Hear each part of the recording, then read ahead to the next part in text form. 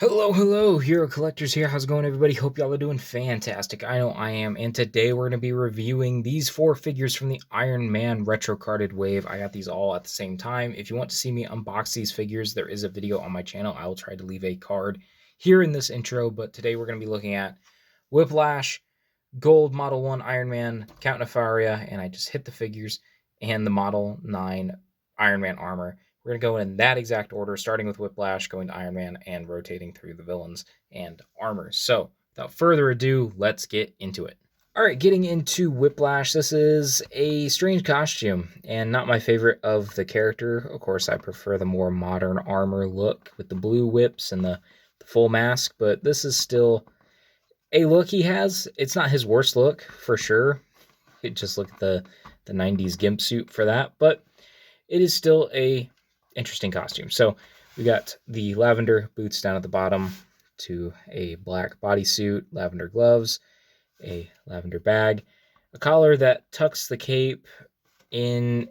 Even though the cape is kind of like a free floating piece, it does have a peg, which I didn't even realize it had a peg hole there. It sits well. You're not going to really be able to take it off, and it doesn't really slide or anything like that. So while that peg is nice, it didn't really affect anything when messing around with this figure. Got the mask, the lavender, and the ponytail, which has a nice wash in it and is able to rotate and even come off. It's got a peg hole. So if you do want to use this head for a custom, I can see this being used for like a Batman or something like that. That is removable. But yeah, otherwise not a lot going on with this figure in terms of details. Of course, got a little bit of gold on the cape and on the bag. There's not really anything on the cape, no serious texture or wash or anything like that. So it's just a pretty basic design. A little complicated here up at the neck, but otherwise okay. As you can see, he has 2 grip hands, but then he also comes with a set of fisted hands. And his name is Whiplash, so of course he has to have a whip, which is right here. This is just a pliable rubber material, not even rubber, more like a plastic pliable material. No bendy wire or anything in it, and he can hold it fairly well. I recommend holding it here at the very base right before you get to the whip part. It stays in place a lot better. It doesn't fall out of his hand, but the second you put it in there, it's really wobbly and doesn't want to stay in his hand properly. So I recommend just kind of tucking it there, and he will hold it more securely in the poses you put him in. So taking that out of his hand, let's go ahead and go over the articulation on the figure. So all the cape and the ponytail, which actually is probably best if you do move it out of the way and not pop it out of the head, but you can look up that far. He can look down a bit. He has side to side, not a lot of tiltage because it is a ball and hinge. So shoulders can go up about that far.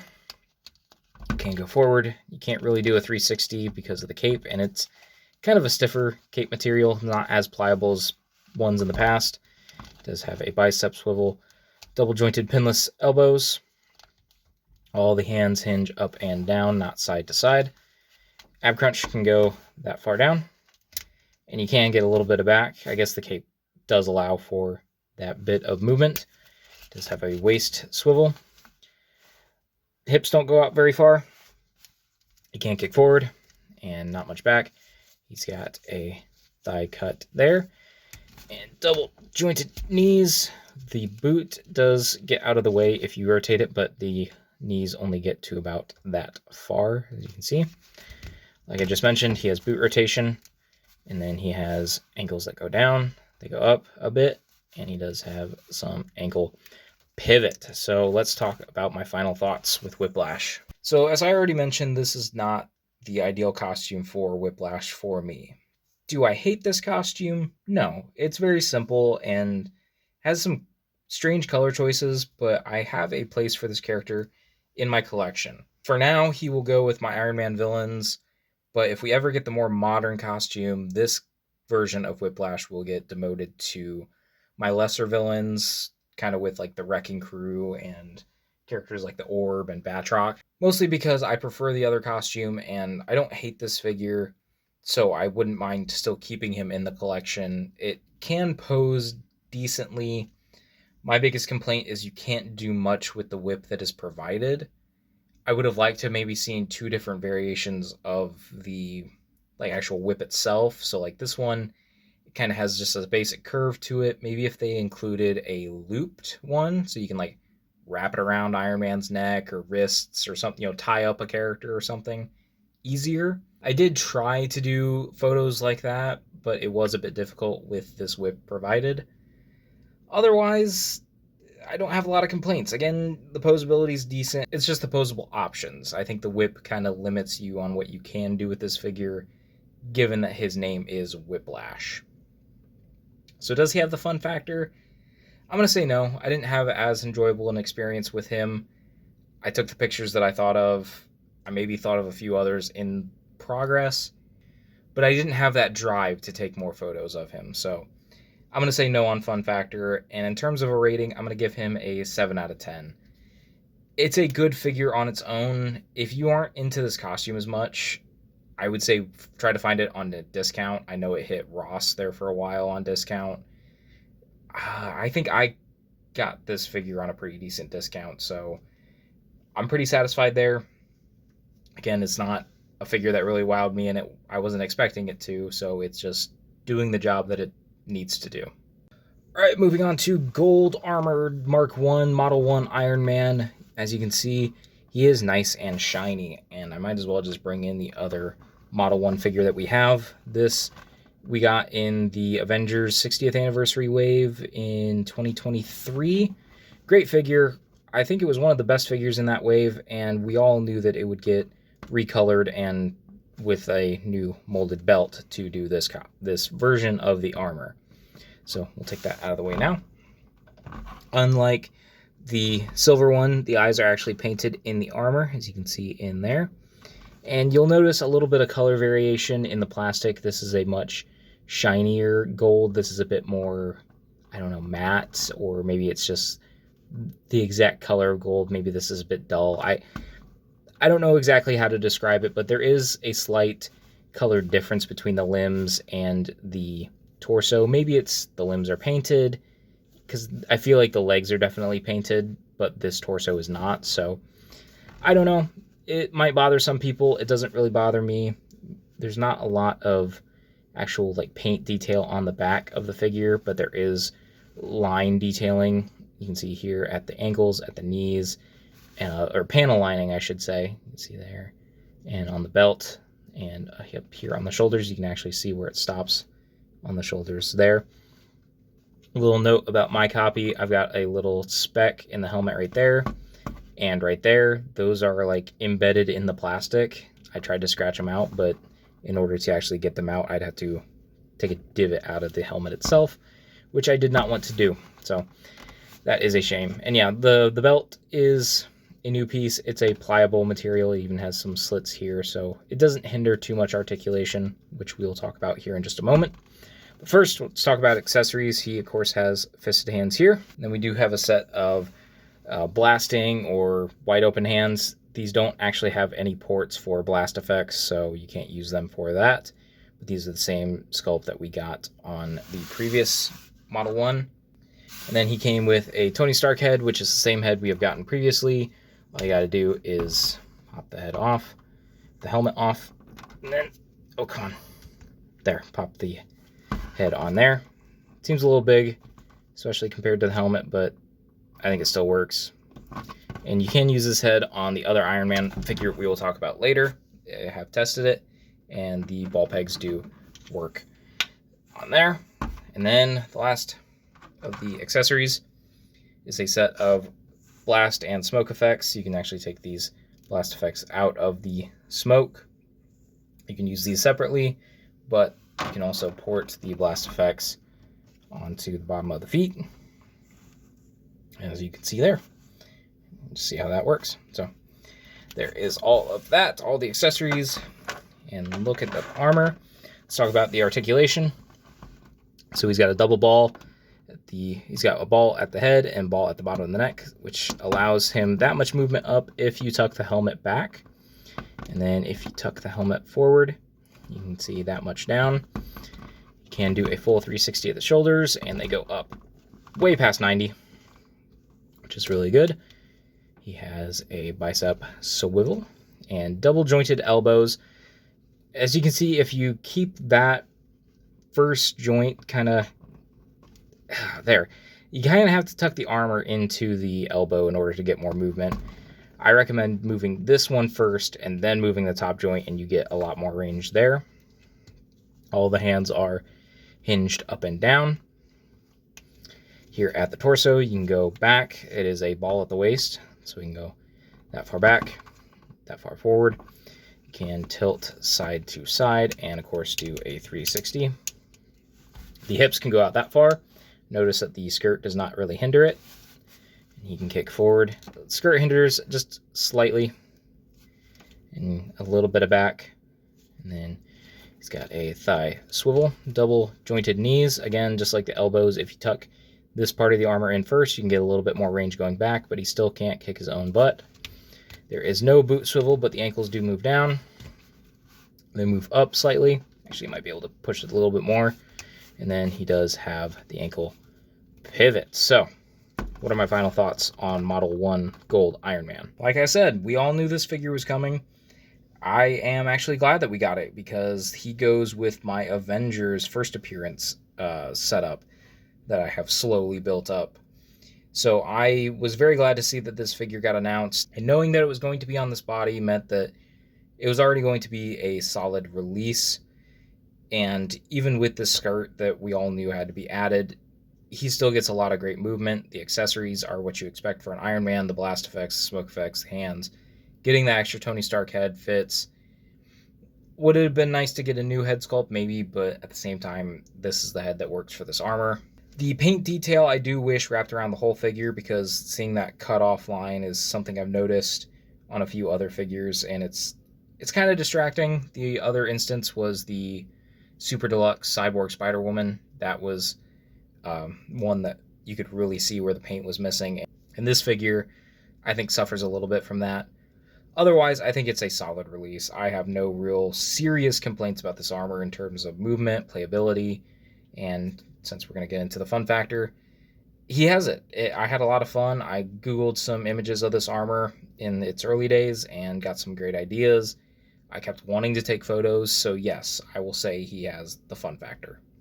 So what is my final rating on this Iron Man? I'm going to give him, let's go with an 8.5. He comes with just about everything he needs. The articulation's great. I would say the biggest issues are the lack of paint on the back, and maybe since my copy has those little extra bits of plastic in it, I'm detracting because of that. So 8.5 out of 10 for this Iron Man. Up next, we have Count Nefaria, who is a character I really don't know very well, and actually had to Google and listen to some videos breaking down the character and his power sets. I knew that he was the father of Madame Mask, but aside from that, I didn't know much else, exactly his power set and whatnot. And that did help me with posing and trying to enjoy this figure a bit more, but we'll get into that in a second. As you can see, he's got black, white, yellow, and red as his main color scheme. Down to the boots, this is the Vulcan body. So you can see all the different paint details. The red is painted there. The belt has a very, I don't know, it's not sloppy, but you can tell the yellow paint is just it's really thick there. You got the gloves. Gloves are attachment at the forearm.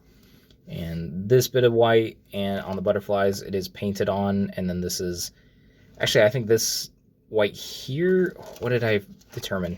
No, this is molded in white, so it doesn't quite match up with the paint here. It is something I notice here in my light box with these heavy LED lights on them. So, I mean, I don't know if in normal circumstances you'll notice that as much, but it is something I do notice.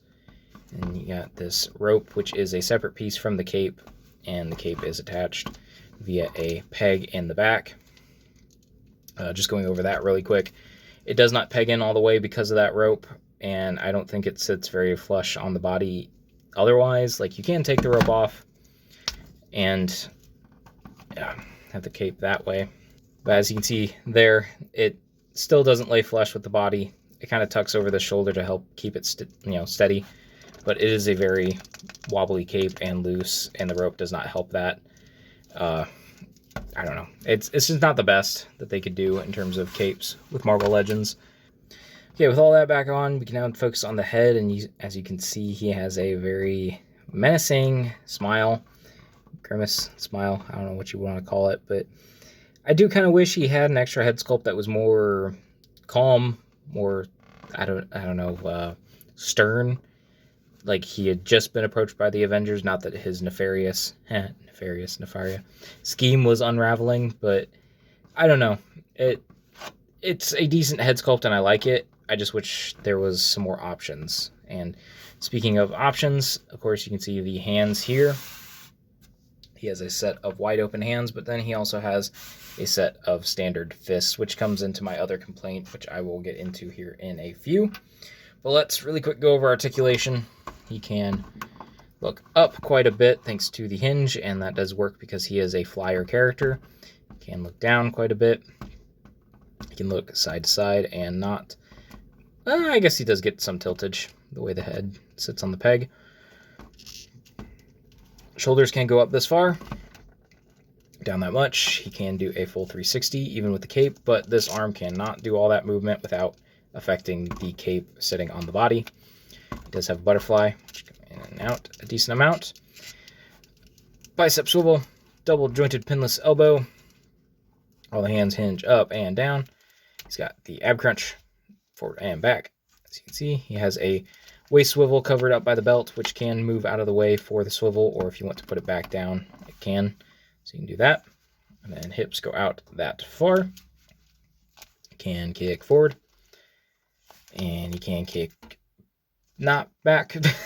He has a thigh swivel and a double jointed pinless knee that can kick its own butt. First one of the video. And then he does have a boot swivel. Ankles hinge down, up a little bit, and he does have pivot. So what are my final thoughts on Count Nefaria? Well, with Count Nefaria, I did not have a lot of background knowledge, like I mentioned earlier.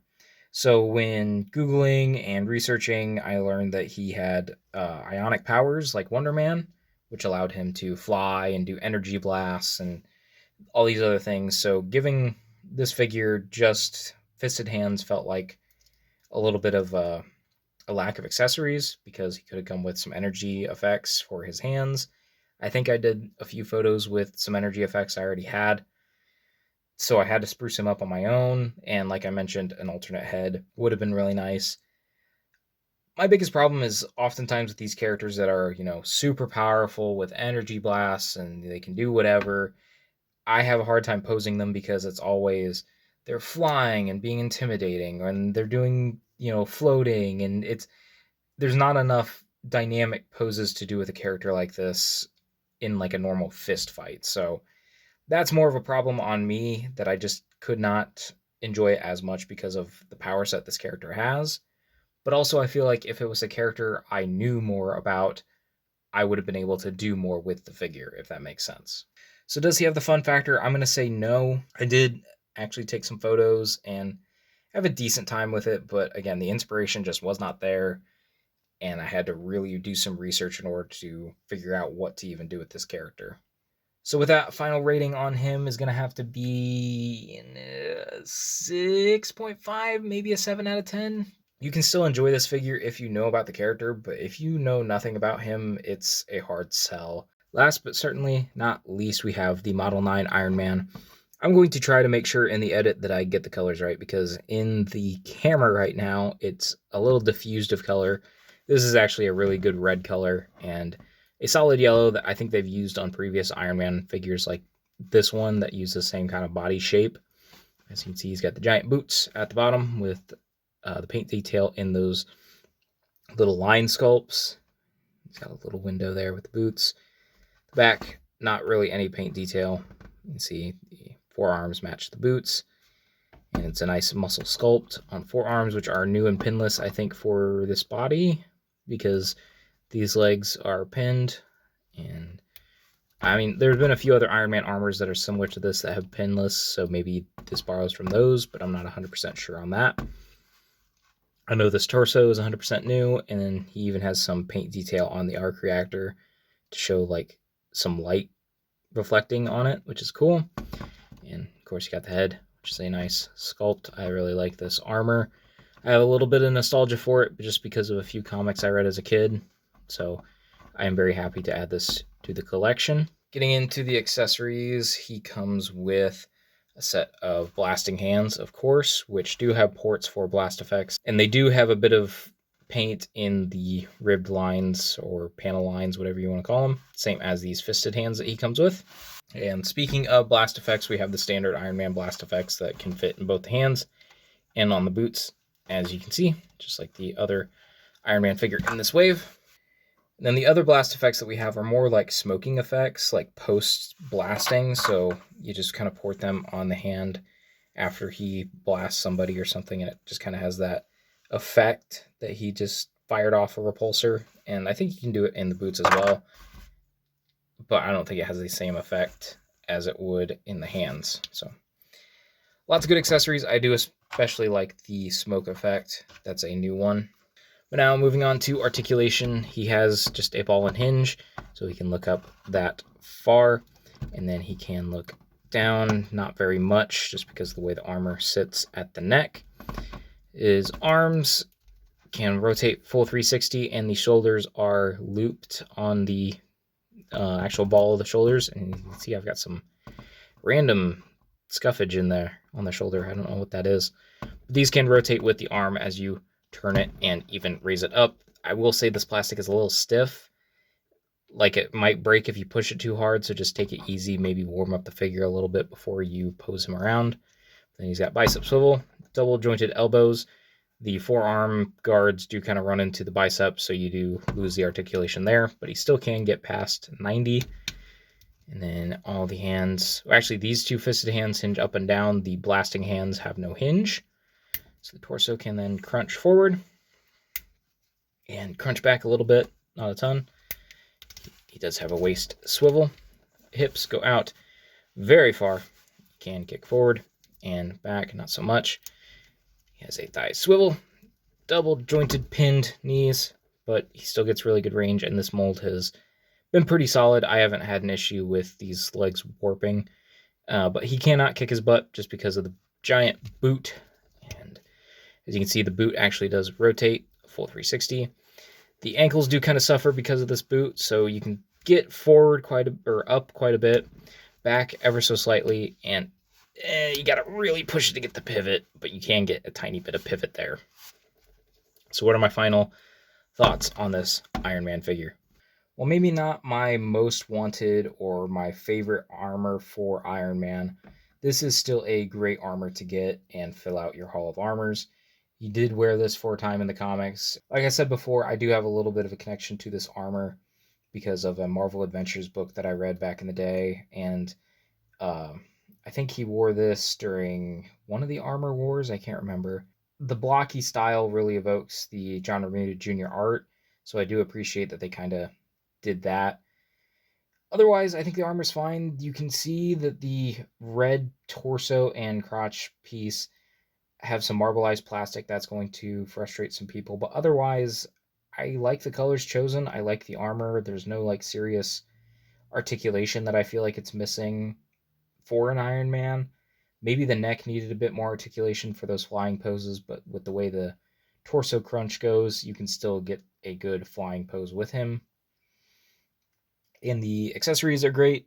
And if you got the other Iron Man, the Model 1, you can put the Tony Stark head on this figure. So overall, I just think it's a decent Iron Man figure. Not a lot of faults to it, but it's not perfect. Does it have the fun factor? I'd say yes. I had a good time posing this guy. He does some really good flying poses. He can do some action. I think I posed him with some of the other figures in this wave. It's a solid Iron Man figure if you don't have an Iron Man already in your collection. And even if you do, this will hold up to some of the others that you have. And for a final rating, I'm going to give it an 8 to 8.5 out of 10. It's a solid Iron Man figure. One of the better figures in this wave. Actually, I think most of the figures in this wave are really good. Of course, I don't have the Model 20 and the She-Hulk in this particular review, but I think the only figures that are particularly bad are the two villains that are in this video.